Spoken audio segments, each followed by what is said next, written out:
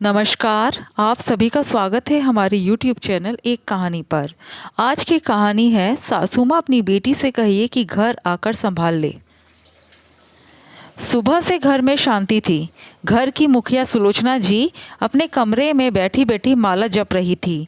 मुंह से तो राम राम जप रही थी, लेकिन आंखें तो मोटे मोटे चश्मे में से बहू के कमरे के दरवाजे की तरफ झांक रही थी।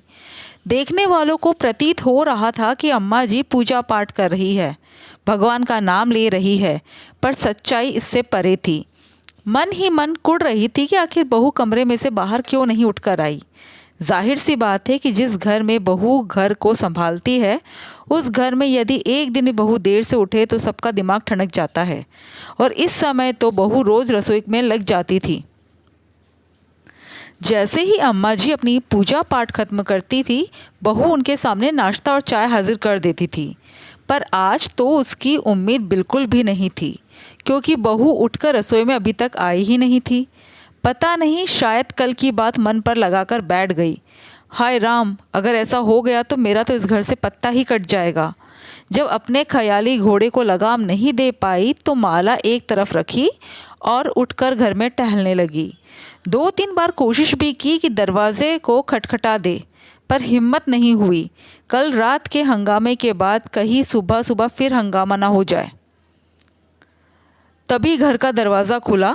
घर की बहू नताशा ने घर में प्रवेश किया। उसे बाहर से अंदर आता देखकर सुलोचना जी से रहा नहीं गया। उन्होंने उसी वक्त पूछा, सुबह सुबह बाहर कहाँ गई थी? नताशा ने एक नज़र उन पर डाली।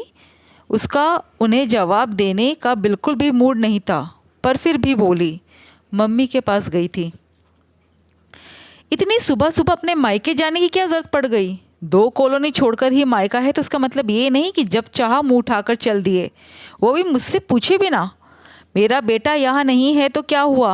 अभी तो मैं घर में बैठी हुई हूँ, सुलोचना जी ने तुनकते हुए कहा। तो नताशा ने जवाब दिया, इस घर में वैसे भी हर काम बिना पूछे ही होते हैं, तो मुझे लगा कि मुझे भी आपसे पूछने की ज़रूरत नहीं है, कहकर नताशा अपने कमरे में चली गई। सुलोचना जी का अपना मुंह फूल गया और वो अपने कमरे में आकर बैठ गई।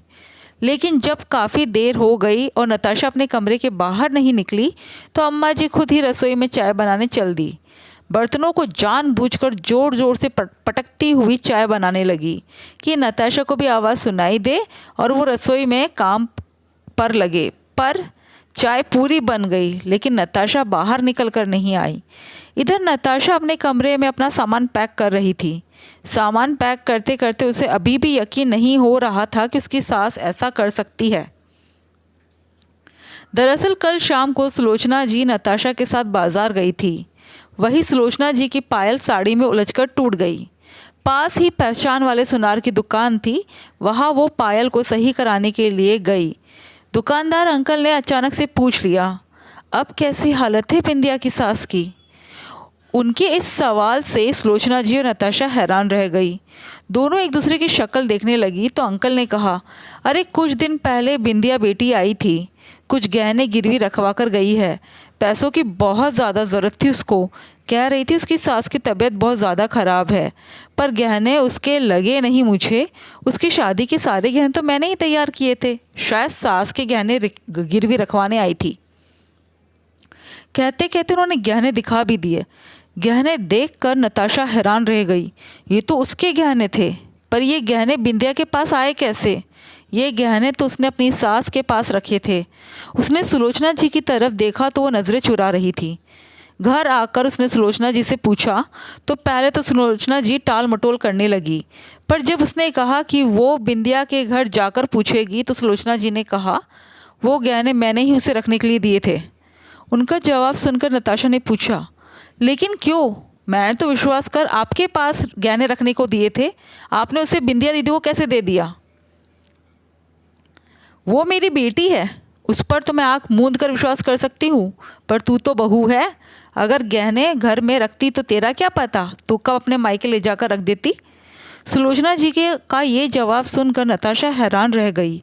उसे तो यकीन भी नहीं हुआ कि बेटी ही नहीं, माँ भी धोखेबाज है और दोनों माँ बेटी मिलकर उसे धोखा दे रही है। ये सब याद करते करते नताशा का मन नफरत से भर उठा और वो फटाफट अपना सामान पैक करने लगी। थोड़ी देर बाद नताशा अपने बैग के साथ बाहर निकली। उसके हाथ में बैग देखकर सुलोचना जी बोली, कहाँ जा रही है अपने सामान के साथ? अपने मायके जा रही हूँ और वहीं से कल की ट्रेन से प्रवीण जी के पास चली जाऊँगी। भाई से कहकर टिकट अभी सुबह सुबह ही बनवा लिया है। ऐसे कैसे चली जाएगी? मैं तेरी सास हूँ, जब तक इजाज़त नहीं दूंगी तब तक तू प्रवीण के पास कैसे जा सकती है? और यह घर कौन संभालेगा? अम्मा जी, आपकी बेटी को कह दीजिए कि वो घर आकर संभाल लेगी। वैसे भी आपको बहू की ज़रूरत है कहाँ? मुझ पर तो आपको रत्ती भर विश्वास नहीं है। मेरे घर में रहते आपको इतना डर लगता है कि आपने मेरे और आपके सभी गहने अपनी बेटी के पास रखवा दिए। फिर भला मेरी क्या ज़रूरत? मैं आपके डर को दूर ही तो कर रही हूँ। इतने में ससुर जी भी बाहर से आ गए। उनके हाथ में एक बैग था। उन्हें देखते ही सुलोचना जी बोली, देख लो आपकी बहू की हरकतें। सुबह सुबह बैग पैक करके अपने मायके जा रही है। हमारी तो यही इज्जत है। घर में पूछना भी मुनासिब नहीं समझते ये लोग। बहू तुमसे पूछकर करेगी भी क्या? तुमने पूछने लायक स्थिति रखी है क्या? शुक्र करो कि चुपचाप अपने पति के पास जा रही है, ज़्यादा हंगामा नहीं कर रही है। पर तुम्हारे धोखे की सज़ा तुम्हें तो मैं ज़रूर दूंगा। ये मैं बिंदिया के पास से तुम्हारे गहने लेकर आ चुका हूँ। अगर तुम्हारी बेटी बहू के गिरवी रखे गहने छुड़वा ले तो ठीक है, अन्यथा तब तक तुम्हारे सारे गहने तुम्हारी बहू के पास रहेंगे।